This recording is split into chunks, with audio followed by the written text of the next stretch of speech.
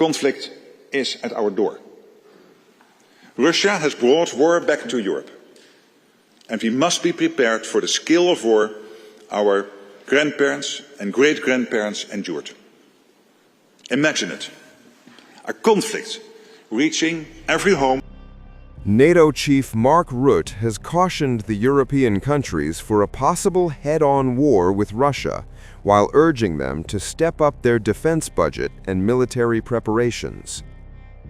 We need to be ready, because at the end of this first quarter of the 21st century, conflicts are no longer fought at arm's length.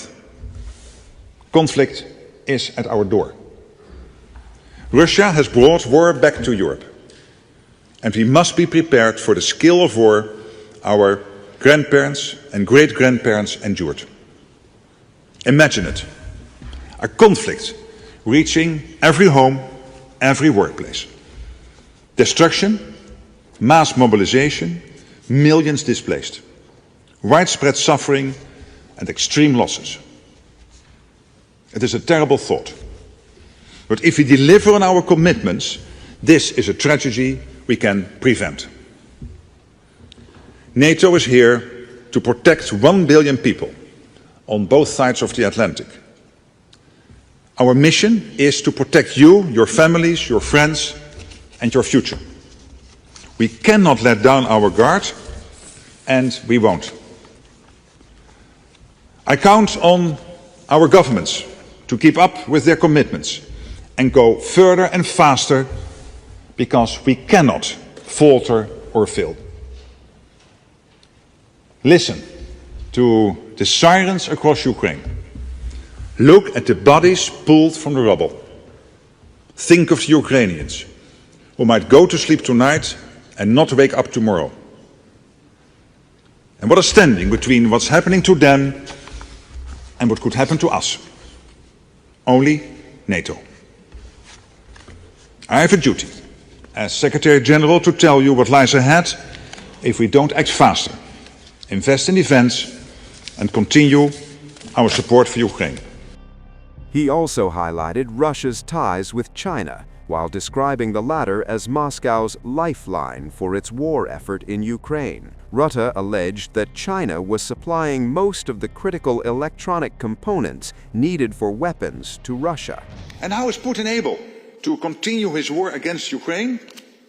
The answer is China.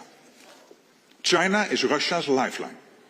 China wants to prevent its ally from losing in Ukraine.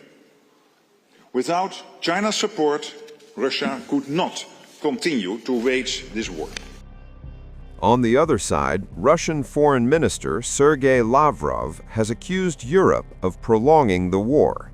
Lavrov called Europe a militaristic frenzy.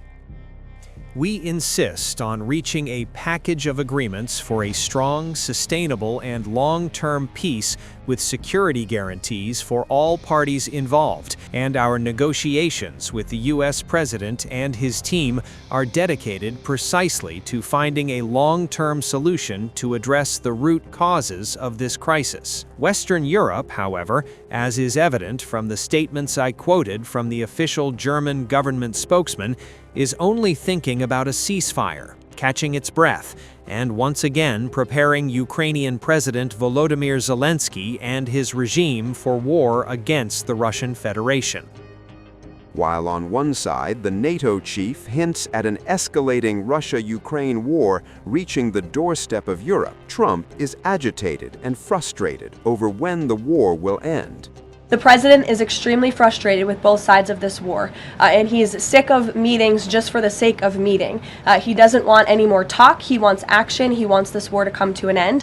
And the administration has spent more than 30 hours, just in the past couple of weeks, meeting with the Russians and the Ukrainians and the Europeans and speaking with them as well. So we'll see about the meetings this weekend, and stay tuned.